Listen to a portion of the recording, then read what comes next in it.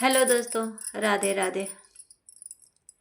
दोस्तों, समय एक जैसी किसी की नहीं होती है ना। एक ऐसा समय था दोस्तों कि हम किसी के आंसू बहने नहीं देते थे।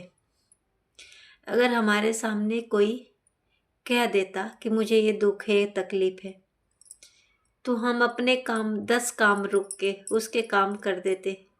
चाहे वो पैसा से हो, चाहे शरीर से हो, यानी कहने का मतलब तन मन धन से चारों से करते थे। लेकिन आज जब दोस्तों अपनों को संभालते संभालते जब हम गिर गए,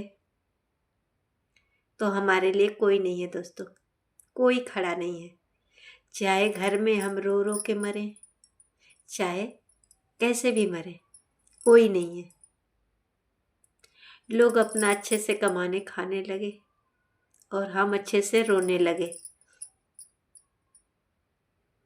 पता है, कल मैंने अपने घर के कुछ ज़रूरतों के लिए मकान मालिक से कहा था पर्दा लगाने के लिए।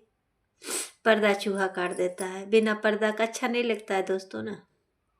तो हमने बोला कि आप पर्दा लगवा दीजिए, 4-6 महीने हो गया। आप बोले थे 15 दिन में लग जाएगा, पर 4-6 महीने हो गए। आप टाइम दीजिए, आप कब लगवाओगे? तो मकान मालिक कहने लगे कि मेरे मेरे घर में खुद ही काम नहीं हो पा रहा है, टाइम नहीं मिल पा रहा है, ये वो, जबकि घर में रहते हैं। एक लोग, उनका बेटा घर में परमानेंट रहता है।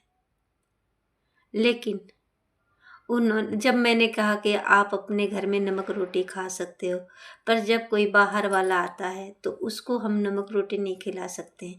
उसको तो हम सारी व्यवस्था देते हैं, अच्छे से उसका खातिरदारी करते हैं। तो ऐसे किराएदार को होता है, किराएदार आपको किराया दे रहा है, तो किराएदार को तो अपनी व्यवस्था चाहिए। अपनी समस्या किराएदार मकान मालिक से नहीं कहेगा तो किससे कहेगा, आप बताओ। तो उसमें मकान मालकिन का रिस्पांस आता है, जानते हो क्या?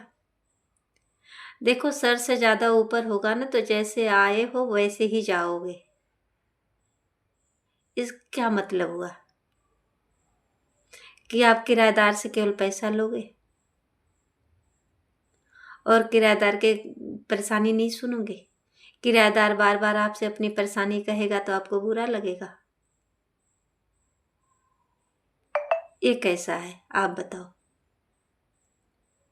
उन लोग को अपनी बात एक ही मकान मालिक की नहीं है, सारे मकान मालिकों की बात है।